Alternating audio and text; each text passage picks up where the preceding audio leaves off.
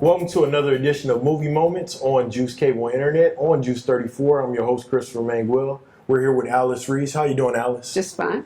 So we're going to talk about two big blockbusters that are coming out. And the first one we're going to talk about is Missing Link.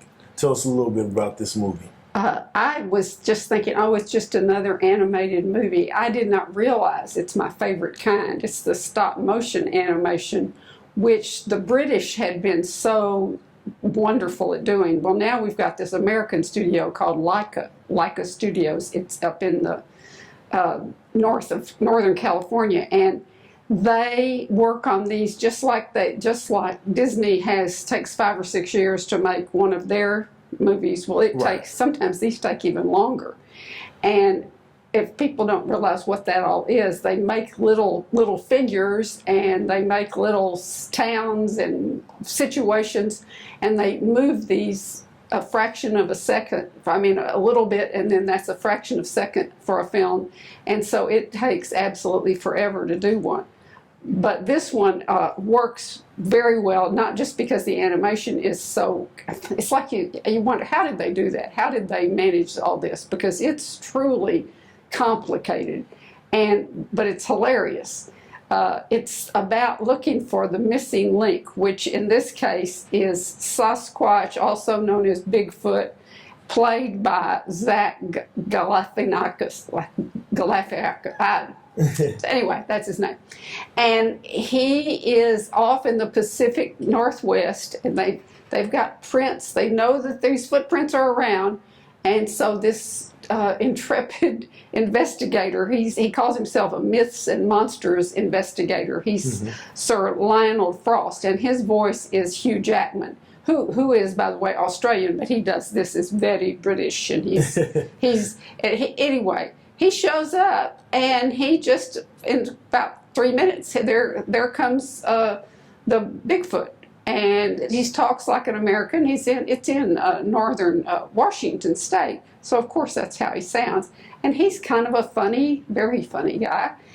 And his big wish is not to stay there because he's the only one. He doesn't want to stay around and just be the only Sasquatch in the area. He wants to go all the way around the world to a place in the Himalayan hidden area known as, we call it Shangri-La, and that's the home of the Yetis. Oh wow! So there's a lot going on and trying to solve that mystery at the same time. Yeah, they're gonna get there, and they do take. It's very much like that old movie. I don't know if you've ever seen Around the World in 80 Days, because they get a woman to travel with them, and her voice is Zoe Saldana. And she's also an explorer. She's a very strong-minded woman. So the three of them, they call him Mr. Link. Sasquatch has to have a name, so they call him Mr. Link. And they put clothes on him, and that's kind of hard. I didn't think I mentioned that he's 8 feet tall and 630 pounds. Oh, I can only imagine, yes. So They find these outfits, and they get him on a ship and a train, and they travel the world. And they finally get to this valley, and that's where everything gets really interesting. But before that, at the beginning of the film, we also had another monster. We have the Loch Ness Monster. And this same guy, Sir Lionel Frost, he wrestles with the as they call her, Nessie, the Loch Ness Monster. Anyway, they put all these myths and stories together, and it is just screamingly funny because just all the details. The Brit, he's in the middle of a river on a tiny little raft, and he's drinking tea out of a beautiful teacup. And he's such a kind of effete snob, and it's a lot like as if you had Sherlock Holmes and Mr. Watson, if Mr. Watson weighed 630 pounds and was all hairy. Anyway, it's hilarious. I couldn't recommend it highly enough. And so these actors definitely brought these characters to life. Yes, and they all do accents that are, except Zach Galifianakis he speaks like a regular American, but Zoe Saldana is a regular American, but she does the whole thing with a Spanish accent. So I kept thinking it was Salma Hayek, but it's not. She did hers, and then Hugh Jackman, he sounds like quite the distinguished British gentleman. Oh yes. And so, speaking about the style of anime, as far as how this animation is created, what are some of your favorites from this style? Oh, Chicken Run is my all-time favorite. I got to meet the guys. I've even got some that did that. They came from England. And they're very popular. And they brought, the little figures are about this size. That's how big the figures are. And I have replicas of a couple of those. That's back in the days when they used to give the film critics all kinds of memorabilia. Now we're lucky if we get a postcard or anything. Now we don't, but we used to get nice things. So that was my all-time favorite, and I got to see how they do it. And now at the end of some of these, this one does. It shows how they create some of these big scenic areas in like a soundstage, but everything is in miniature. So explain that a little bit more. How is that created? It's kind of like the camera is shooting in real close on these created animations, and pretty much they're making the final product off of something that's just miniature size of. Yeah, it is, and it comes out, and of course it's on the great big screen, so you don't know that they're just about that size, and they make them move, and it's like it's however long a second on film is. Well, they move it again, and then they move it again, move the characters, they move the whole set, they move everything around, and it takes for every animated movie, it takes thousands of people, and this takes thousands. And when you sit through the credits, you're like, I can't believe this. I mean, it's like, I can't ever figure out how they ever made any money at all on these kinds of things, because they had to hire so many people. And but that's how it is on the ones that are hand drawn, and the ones that are. I thought once they went to computer generated and they did all of them like that everything would be much faster. No, that takes just as long. They've got one guy that does one eyebrow and one guy that does the other one, and they've got people that just paint. Now they farm out the painting sometimes to foreign countries. They do a lot of it in Korea for some reason, and I don't know, it's just all so complicated. But what they can do, I mean, they can, with this is really the oldest kind, because this is the little stop motion that they had. I mean, I'm sure there were films made in 1900 that they were doing this kind of thing with. And that's a big misconception with the animated field. It's like, how can you spend $100 million on this animated film, but you don't know how, like you said, the process of how many people it took to do it, and the expertise as far as getting those eyebrows right, or Buzz Lightyear's helmet right, and things like that too. Yes, and the Toy Stories were the ones that sort of brought back the whole, even adults being like in Pixar for the regular animation or the CGI animation. That's what made it so popular. They had great scripts and great characters, and so as many adults went as kids to those. And they do to this. Something like Missing Link is great for adults too. It's for everybody. So with that recommendation, do you think Missing Link is going to definitely crack in that top 3 at the box office this weekend? I hope so. Leica Studios made it before with their previous ones. They did Coraline and a couple of other ones, and so they're the smallest studio around right now still, but they have a big chance to make a hit this weekend. Legend tells of a lost species, a link between man and beast. For centuries, he's lived in hiding, but at long last, he's reaching out and ready to be found.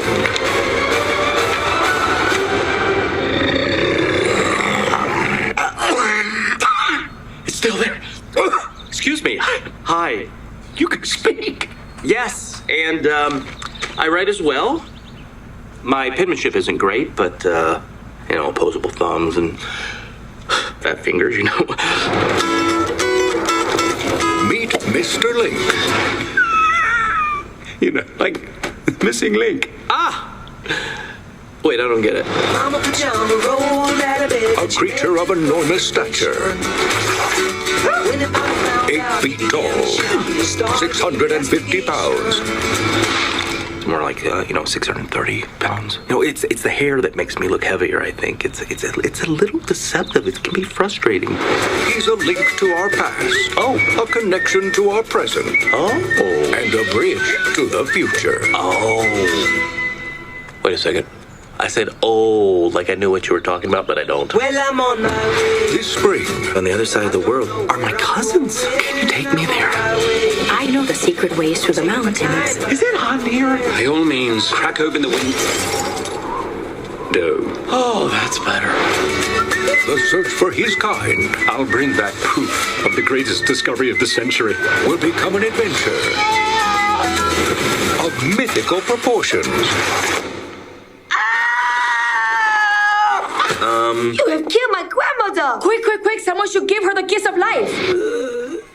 You're the man for the job. How's my breath? He is the missing link. Throw me out of the pit. I think it might be a little too heavy. Nonsense. Now, give it all you've got. Oh, it's hard to know whose fault that was. Let's do it again. There we go. And transitioning on to our next film that we have going on, we have the reboot of Hellboy. Talk a little bit more about this film. Well, they had, it was Guillermo del Toro, who is just a master filmmaker and who is so good with creating these characters. This is based on a comic book series called Dark Horse Comics. Mm-hmm. And Hellboy was a creature from that. He's half demon, half human. And Del Toro had two big hits with the Hellboy series. Well, this one is not done by Guillermo, and it's not, and the Hellboy is not our original guy, Ron Perlman. It's now a fellow named David Harbour, but I couldn't tell the difference because of the outfit, the makeup, the whatever they do, which to make Hellboy is pretty complicated. I would imagine he doesn't just get dressed up real easily. And he's a great character. He's very normal seeming, although he doesn't look like it, but in his behavior, he's just a guy who likes to wisecrack and hang around and drink beer, and he's just one of the boys, except that he has all these powers. He's super powered, and he can go into this underworld and find all these the monsters in the underworld. That's his expertise. So that's what the film is about. He's called in by this paranormal group run by his adoptive father, who's played by Ian McShane. And he's called to England, and it's all back on this old story of once upon a time how this queen, she was killed, and they thought that was the end of her because they took each part of her body and they buried it in a different place all over England, and so she's been cut to pieces in 8 different places. But now the rumor is that she's being reconstituted, reassembled, whatever you call it. They literally sew her up. But anyway, she gets back together. She's played by Mila Jovovich, who's kind of known for these kinds of parts. But anyway, it's a great adventure. Loved the supporting cast. I liked everything about it, except I'm grading it down because they changed Hellboy. The previous films were PG-13, and right. They made this one an R. So that the first thing off the bat, you see heads lopped off and blood spurting all over the place. And the whole film is that. Everything in it is a big bloody mess. And they have body parts going everywhere, and it's just, it gets ridiculous. So in this reboot, does that take away from the humor that they had in the first 2 movies? Yes, it does. There was violence in the first 2. There's plenty of that, but it's cartoon violence. He's a cartoon character. This is not. These are humans and a few. Oh, it happens sometimes. Don't even worry about it.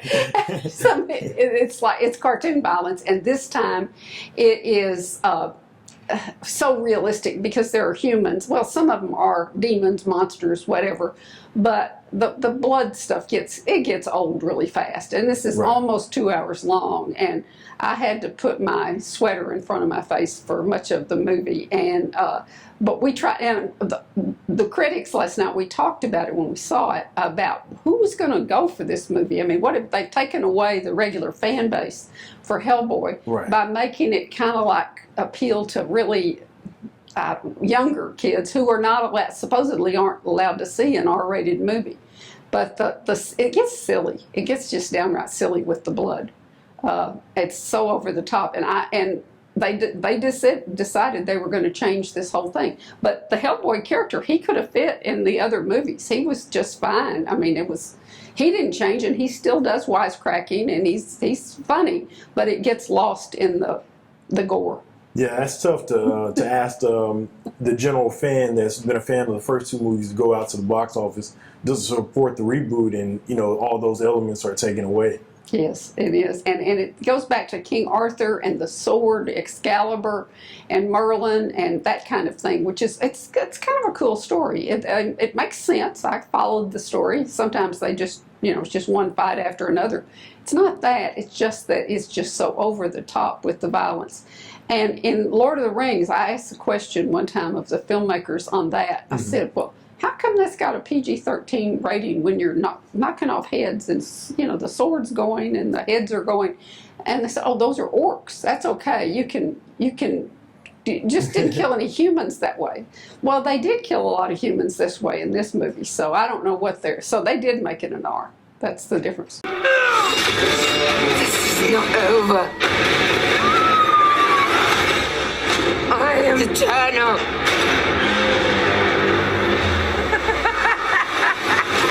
I am reborn. The end is coming. Oh, the hell with this?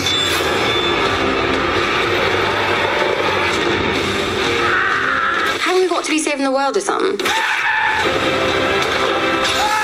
Guten Tag. I love you, Lobster Johnson!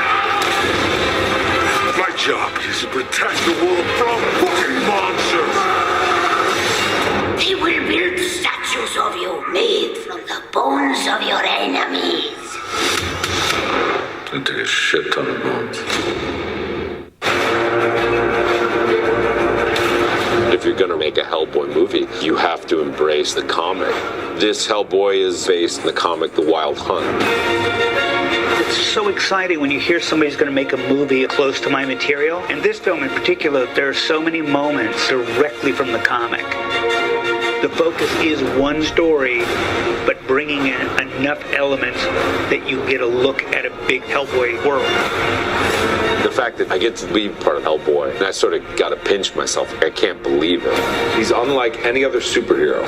I knew the comics very well, and I love this real dark, foreboding, horror world with these big cathedrals, epic King Arthur tombs, and this gothic world of monsters.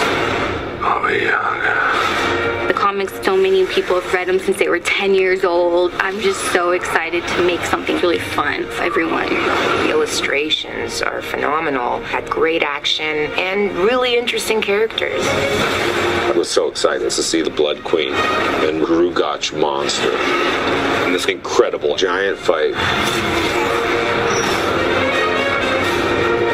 We've had a lot of fun going back to this great comic world that Mike Mignola created. We wanted to push into a deeper, darker place. I think it would be a very impressive spectacle. So the big question is, who do you think is going to take number one in the box office this week? Probably Hellboy. Probably Hellboy. Yes, after all that, yes, probably. Hey, well, we'll see what has to happen. And Alice, we appreciate you coming on. As always, thank you so much. Thank you. And thank you for tuning in to another edition of Movie Moments on Juice 34.